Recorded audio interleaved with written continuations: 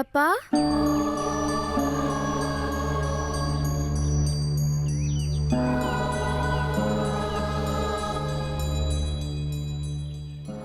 ரொம்ப வருத்தத்துல இருக்கீங்களா?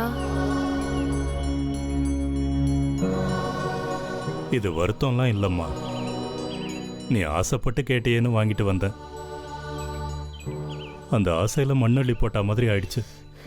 நமக்கு எப்பவும் இப்படிதான்ப்பா நடக்கும். உங்க அம்மா ஒருத்தி இருக்காளே, அவளை எதிர்த்து ஏதாவது சாதிக்கணும்னு நினைச்சா ஏதாவது ஒரு தடங்களை வச்சிருவா.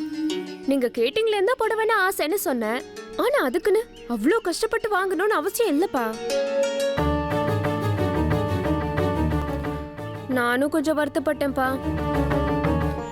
எனக்காக சுனிதா சின்னம்மா கிட்ட எல்லாம் போய் நீங்க ஏன் கையேந்து நிக்கணும்? அவங்க தோட வர வச்சிருக்கீங்க. சந்தர்ப்ப சூழ்நிலை அப்படி இருந்தது. 2 நாள்ல அந்த புடவைக்கு பணத்தை கொடுக்கலன்னா அந்த புடவை கிடைக்காதுன்னாங்க. ஆரம்பத்துல இருந்தே உங்க 2 பேரையும் கண்டா யாருக்கும் ஆகாது. இப்போ இப்படி எல்லாம் பண்ணா சித்தப்பா சும்மா வருப்பாரு. சண்டை போடுறதுக்கு காரணம் தேடிட்டு இருக்காரு. யார் என்ன வேணாலும் சொல்லட்டும், என்ன வேணாலும் பழி போடட்டும். அந்த புடவையை உனக்கு வாங்கி கொடுக்கணும்னு என் மனசுக்குள்ள நான் நினைச்சிட்டேன். அப்பா, நீங்க பண்றதெல்லாம் ஒரு மாதிரியா இருக்கு. இந்த கேன்சர் வியாதி வந்தவங்க உடனே செத்து போயிடுவாங்கன்னு சொல்லி அவங்க ஆசைகளை நிறைவேற்றுவாங்களாம். நீங்களும் என்ன அப்படிதான் பாத்துக்கிறீங்க. ஐயோ, இப்ப எதுக்கு இப்படி எல்லாம் பேசுற? 2 போட்டேன்னு வெய்யு. நீ 100 வயசு வரைக்கும் நல்லா வாழணும். நீ அந்த அம்மனை ஜெயிக்கணும்னு ஆசைப்பட்டல்ல, உன்னோட ஆசையை நிறைவேற்றணும்னு தான் நான் அப்படி பண்ணேன்.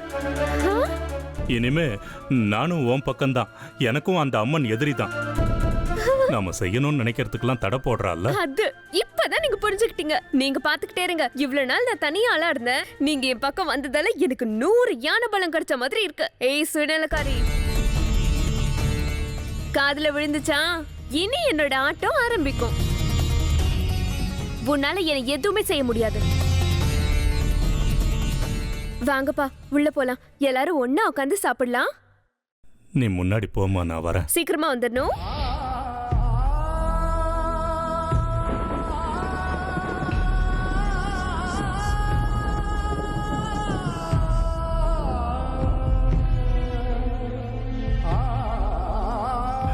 தயவு செஞ்சு என்ன மன்னிச்சிரு தாயே. என் பொண்ணோட சந்தோஷத்துக்காக நான் உன்னை திட்டிட்டேன் தாயே. எனக்கு இப்போ என் பொண்ணோட சந்தோஷம்தான் முக்கியம். அவளுக்கு அல்ப ஆயுசு.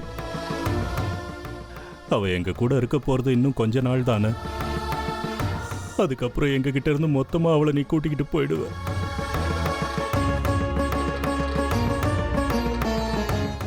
அவ இருக்கிற வரைக்கும் அவளை சந்தோஷமா வச்சுக்க வேண்டியது என் கடமை இல்லையா? ஒரு அப்பனா அந்த கடமையை தாம்மா நான் செய்யறேன். இதுல நான் செய்யறது ஏதாவது தப்பா இருந்தா தயவு செஞ்சு நீ என்ன மன்னிச்சு அருள் புரியணும்மா. அம்மா இருமலுக்கு சூரணம் கொடுக்கணும். சின்னவன் ரவியோட காதுல மருந்து விடணும். பெரியவன் தீரேந்திரன் தூங்குனானா இல்லையான்னு தெரியல. அம்மாவுக்கு வேலைக்கு மருந்து கொடுக்கணும். இல்லைன்னா கால் வலிக்குது அம்மா தாயேன்னு புலம்பிக்கிட்டே இருப்பாங்க. சாயந்தரம் சரியா 4 மணிக்கு பால் கறக்கிறதுக்கு வந்துடுவான். பாத்திரம் தேய்க்கணும், வீடெல்லாம் பெருக்கி துடைக்கணும். இதெல்லாம் என் பொண்டாட்டி சுலட்சணா தான் பண்ணி ஆகணும். பாவம், தனியா கஷ்டப்படுறா. அவ மத்தியானம் சாப்பிட்டாலோ இல்லையோ ஒன்னும் புரிய மாட்டேங்குது. அவளை அங்க விட்டுட்டு நான் இங்க இருக்கேன். என்னவோ அவளை பார்க்கணும் போல இருக்கு. நம்ம ஒண்ணு பண்ணலாம். நீங்க போய் உங்க வேலையை முடிச்சிட்டு வாங்க, நான் கிளம்புறேன். அவ முகம் என் கண் முன்னாடியே இருக்கு. கண்ணு முன்னாடியே இருக்கும். இந்த பயங்கரமான காட்டுல என்ன மட்டும் தனியா விட்டுட்டு நீ பாட்டுக்கு போயிடு. அவர் வருவாருன்னு நானும் காத்துக்கிட்டு இருக்கேன். வருவார் சாமி, அதான் அவர் போயிருக்காருல. யார் அந்த மணிகண்டன்? சரியான காட்டு மிராண்டி மாதிரி இருக்கான். அவன் மூலமா நான் கடிக்கையை சந்திக்கணுமா? பேர் சொல்லாதீங்க தயவு செஞ்சு. பெரியவர்னு சொல்லுங்க. உனக்கு வேணா அவன் பெரியவனா இருக்கலாம், ஏன்னா நீ சின்னவனா இருக்க. எனக்கு எந்த வகையிலும் அவன் பெரியவன் இல்ல. ஓஹோ, அவர் பெரியவர் இல்லைன்னா அவரை தேடிக்கிட்டு இவ்வளவு தூரம் வந்திருப்பீங்களா? இந்த மாதிரியான விஷயங்கள்லாம் நான் செய்ய மாட்டேன். அதனால தான் நான் அவரை தேடி வந்தேன். மொத்தத்துல உங்களால செய்ய முடியாத வேலையை அவர் செய்யறாருல, அப்ப அவர் உங்களோட பெரியவர் தானே.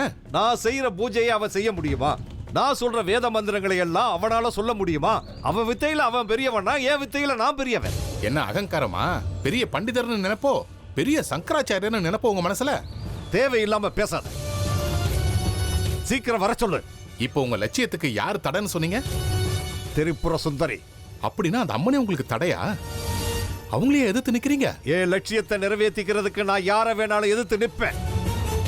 ஆனா இங்க தடையா இருக்கிறது அந்த அம்மன் கிடையாது, திரிபுர சுந்தரிங்கிற ஒரு பொண்ணு. ஒரு பொண்ணுங்கிறீங்க, அந்த பொண்ணை உங்களால சமாளிக்க முடியலையே. என்ன பெரிய விதியை கத்துக்கிட்டீங்க? வர சொல்லு, உன்னோட காலதேவன் கடிக்கிய.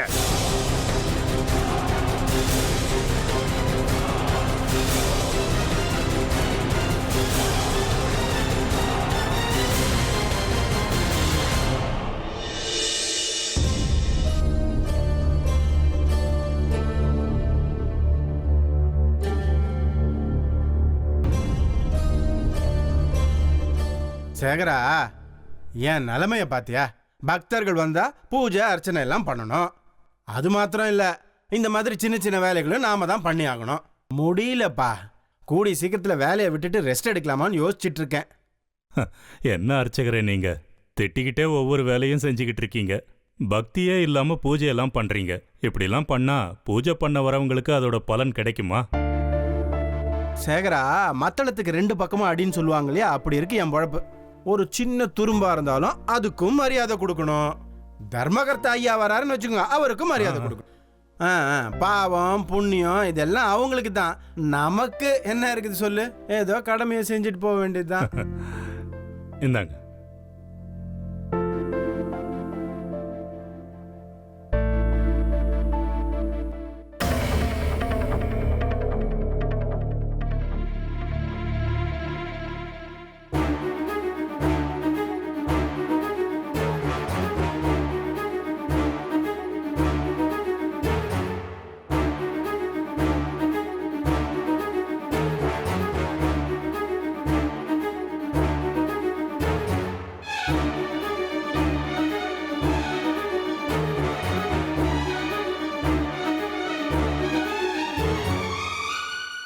இங்க பாத்தியா பக்தர்களோட வேண்டுதல் எப்படி நிறைவேற்றுறாங்கன்னு? இந்த புடவையோட விலை 16,000 ரூபாய்.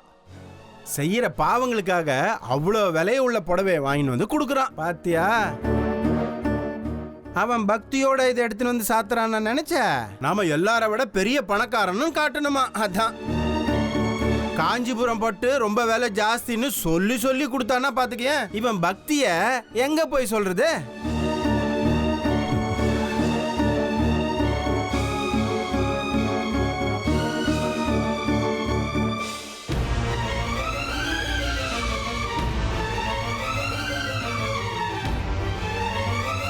அர்ச்சகரே, குங்குமார்ச்சனை பண்ணணுமா? சீக்கிரம் வாங்க. ஒரு 5 நிமிஷம் இரு, வந்துட்டேன். சீக்கிரம் வாங்க. அடடா, இரியா வந்துட்டேன். ஒரு நிமிஷம் ஒரு வேலையை பார்க்க விட மாட்டாங்களே.